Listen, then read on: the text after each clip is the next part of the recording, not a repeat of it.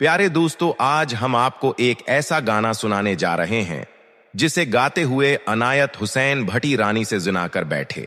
आखिर वो कौन सा गाना था जिसने अनायत हुसैन भट्टी जैसे बहुत बड़े गलोकार और अदाकार को भी तड़पा के रख दिया और वो ये गठिया काम करने पर मजबूर हो गए। आखिर वो कौन अदाकार थी जिसने अनायत हुसैन भट्टी को तड़पा तड़पा के रख दिया? अनायत हुसैन भट्टी जब उसके साथ अदाकारी कर रहे थे, डांस कर रहे थे, तो एक सीन ऐसा आया जब अनायत हुसैन भट्टी और रानी एक दूसरे के साथ डांस कर रहे थे, ऊपर नीचे हो रहे थे, तो अचानक भट्टी साहब ने अपना जोश दिखाया, जल्दी से वहां निकल गए और कहीं दूर छपकर ऐन घीन कर दिया। और फिर उसकी सजा क्या मिली, भट्टी साहब को चलिए जानते हैं। आज की वीडियो में उससे पहले आपसे गुजारिश है, चैनल को सब्सक्राइब कर लें, बेल आइकन के बटन को प्रेस करना ना भूलिए और वीडियो को लाइक कर लें ताकि हर आने वाली नई इस तरह की मालूमात आप तक पहुंच सके।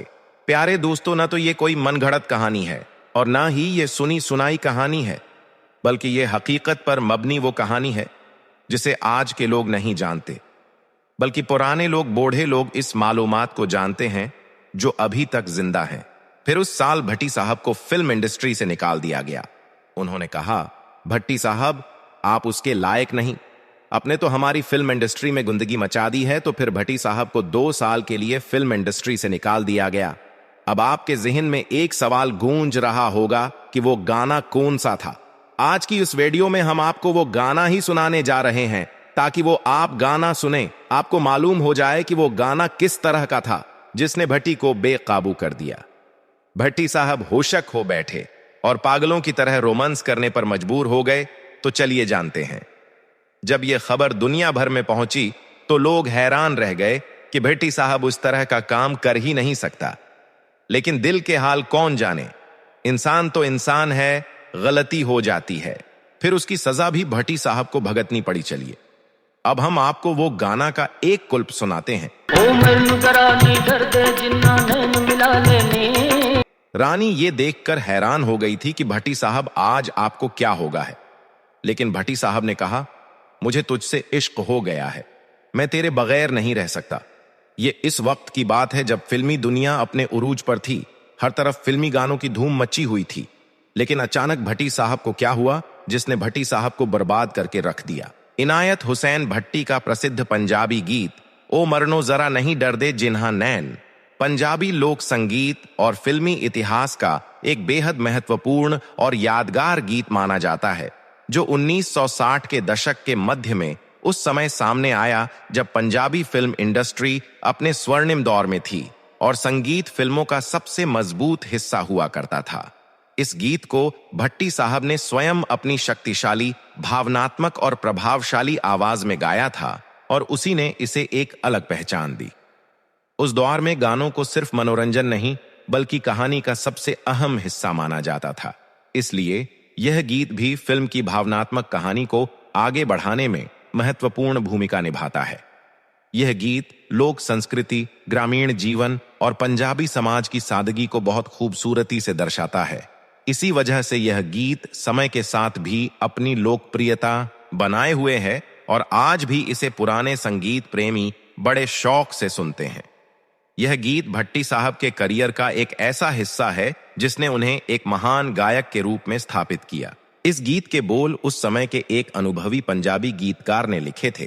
हालांकि उनके नाम को लेकर विभिन्न स्रोतों में स्पष्ट एकमत नहीं मिलता, लेकिन यह निश्चित है कि गीत के शब्द बहुत सरल, प्रभावशाली और भावनात्मक शैली में लिखे गए थे। इन बोलों में बहादुरी, प्रेम, आत्मविश्वास और जीवन की गहराई को बहुत सहज तरीके से प्रस्तुत किया गया है, जिससे यह गीत सीधे सुनने वाले के दिल को छू लेता है। संगीत की रचना उस समय के एक कुशल और अनुभवी संगीतकार ने की थी, जिन्होंने पारंपरिक पंजाबी लोक संगीत को आधार बनाया। इसमें ढोलक, हारमोनियम, सारंगी और लोक धुनों का सुंदर उपयोग किया गया, जो इस गीत को एक देसी और असली एहसास देता है। संगीत और बोल का यह मेल इस गीत को एक कालजयी रचना बनाता है, जो समय के साथ और भी अधिक मूल्यवान होती चली गई। उस समय की फिल्मों में इसी तरह के गीत कहानी और भावनाओं को मजबूत करते थे। इस फिल्म में रानी ने भी अदाकारी की थी, जो उस वक़्त की मकबूल और कामयाब अदाकाराओं में से एक थीं और अपनी खूबसूरती और अदाकारी की महारत के लिए जानी जाती थीं। इनके साथ इनायत हुसैन भट्टी ने मरकज़ी किरदार अदा किया था और दोनों की स्क्रीन पर केमिस्ट्री ने फ़िल्म को मज़ीद मुअस्सर बना दिया। ये गाना फ़िल्म के लिए एक अहम और जज्बाती मंज़र में फ़िल्माया गया था, जहां किरदारों के एहसासात को मौसीकी के ज़रिए पेश किया गया। उस वक़्त की फ़िल्मों में गाने सिर्फ़ दरमियान में आने वाला हिस्सा नहीं होते थे, बल्कि पूरी कहानी की जज्बाती बुनियाद होते थे। इसी वजह से ये गाना भी नाज़रीन के दिलों पर गहरा असर छोड़ने लगा और फ़िल्म की कामयाबी में अहम किरदार अदा करने लगा। ये गाना तकरीबन 1960 से 1965 के दरमियान रिलीज़ हुआ, जब पंजाबी सिनेमा का सुनहरी दौर चल रहा था और हर नई फ़िल्म में लोक मौसीकी को ख़ास अहमियत दी जाती थी। उस वक़्त रेडियो सबसे बड़ा ज़रिया था, जिसके ज़रिए गाने पूरे खित्ते में फैल जाते थे और सिनेमा हॉल में भी ये गाने नाज़रीन को अपनी तरफ मतवज्जा करते थे। जैसे ही ये गाना रिलीज़ हुआ, ये बहुत तेज़ी से मकबूल हो गया और लोगों की ज़बान पर चढ़ गया। इसकी वजह से इसकी सादा धुन, जज्बाती बोल और भट्टी साहब की ताकतवर आवाज़ थी।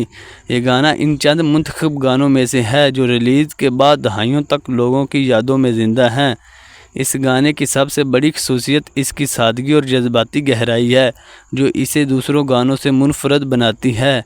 इनायत हुसैन भट्टी की आवाज़ में जो दर्द और ताकत थी, वो किसी और के हिस्से में ना आई। जैसे जैसे मौसीकी बदली, ये गाना अपनी जगह और मजबूत होता गया। आज भी जब इसे सुना जाता है तो लाखों दिल रो पड़ते हैं। इस गाने ने पंजाबी लोक मौसीकी को एक नई बुलंदी दी और इसे फ़िल्मी दुनिया में अमर कर दिया। इसमें दही ज़िंदगी, रवायती सकाफ़त और लोगों के जज्बात को बहुत खूबसूरती से पेश किया गया है। गीत नगार, मौसीकार और गुलकार तीनों की मेहनत ने इसे एक यादगार तख्लीक बना दिया।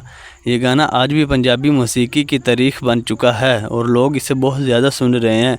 यही वजह है कि ये गाना आज भी लोगों के दिलों में ज़िंदा है और हमेशा रखा जाएगा।